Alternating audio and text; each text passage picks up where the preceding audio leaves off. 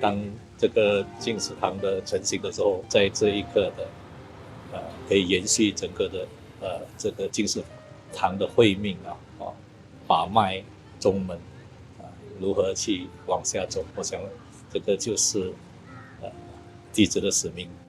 看到园区的这个建筑物已经成型了，孩子也能够有一个很好的一个教育基地，病苦的人呢也能够得救，所以很感恩说这个全球的志工给我们这样子的一个支持。我看到他们这么用力的去做，我又不能够帮上什么忙就想到就虔诚念佛，这样助他们一臂之力。这人一来的感觉压力好大，这安装好了就是我的最大的心愿。看到现在这个时候，佛陀的故乡，大觉者科好，那已经印到了尼泊尔，这个过程我好感动啊！一个心愿如何回馈佛陀的故乡，是一个心愿。到底我为什么用回馈这2个字？尼泊尔到底给我什么？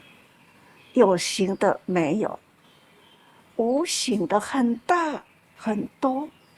因为呢，是悉达多太子出家，他成佛，他在进入了人间度化众生这样的精神，所以呢，我们慈济有今天，有慈济不就是佛陀那一念心的现以实行走入人间，是这样的精神让我模仿了，所以呢，也是在人间为佛教为众生。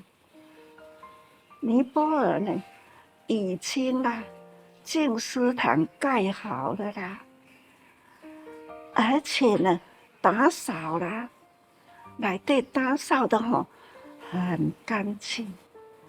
佛像呢，要让它归位了，好感动。佛陀的故乡，我已经回去了。这一辈子，这个身体没有办法，但是我的心智已经进去了，而且现在已经呢，实际人也已经汇聚在那里了，所以很期待如何会当带动尼泊尔。我已经看到，我就已经很感动啦，发一个心就有人响应去做啦。虽然才短短的3年开始起心动念，土地完成啦，已经提出申请，也已经呢准啦，所以现在要建设的呢，也已经启动了，而且呢，工程也加紧，已经呢，那个主体也已经可以利用了啦。宇宙觉者要给扶正这看起来已经呢有像啦，有像。这像呢，就是佛陀洒净土。佛教过去的佛像没有过抚摸地球。我很大胆，几年前我正式讲佛像抚慰地球，洒净地球，看到了佛法跟建设已经呢回归到了佛陀的故乡，而且呢是在蓝毗尼园的附近，隔一条路斜面行过去，就是佛陀出生的蓝毗尼园，所以感觉啦，我所要求的就这样。现在也听到了，国际间的瓷器人呐，的上气体，也是上早期，也是马来西亚一马当先。想要翻转佛陀的故乡哈，希望把正法带回佛国。那我想这个佛陀的故乡跟净思精舍、华严七十精舍形同一个纬度，形同一个大直道，菩提大直道。所以感觉到什么叫铺路啊？铺路就是我们前面执行团队如何在铺路，让后面的人可以走。这个也是应该是我们的将来的我们的目标，我们可以往前走。佛陀的故乡，感觉呢，佛陀时代是那样，佛陀活了2000年多，还是这样，没有什么改变。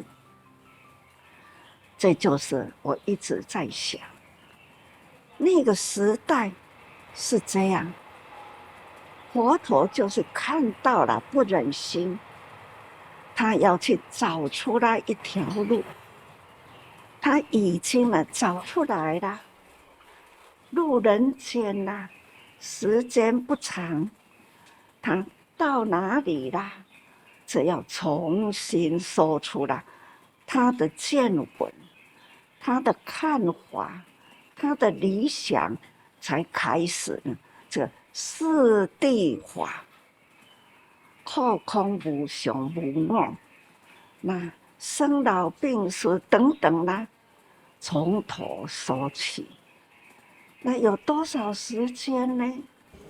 佛陀来人间啦，要教导人人慈悲喜舍，这就是佛陀呢入人间啦最重要的。这4行4代啦。大慈、大悲、大喜、大舍，怎么样的慈？多了一个大，里面呢如何去分析？这个慈之大呀，悲之广呀，真正的很深呐。他从大家人拢唔捌，要甲带到，互大家人了解什么叫做佛。什么叫做教？如何觉？如何学？教就是我要行的路，我要行的路开始就要学，要安怎学？所以学与觉，要学的时候就是凡夫，觉啦就是圣人，佛陀啦，在灵鹫山呢说《法华经》。所以讲成佛发花啦，但是要先学佛啦，所以从学开始才能觉，觉了就可以呢成佛。话是这么说，但是呢，要学的路很长，但是很期待我这一辈子啦。这几十年来，好不容易呢，让慈济呢，让大家差不多知道慈济。这时候差不多在全球啦，才开始，安尼无几个就安尼开始，每一个国家只要有一粒种子，他很诚恳的，这粒种子呢，只要因缘。配合有大地，迄粒种子若有心啦，就是心地啊啦。迄粒种子呢，往心地撒播啦，就会心心念念有慈济。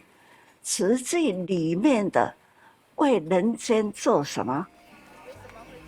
去分析慈悲、济世，所以我给后名叫做慈济。慈济的意思是，慈就是慈悲，济就是济世。所以说，我来人间也是很期待呢，有教育人间的价值。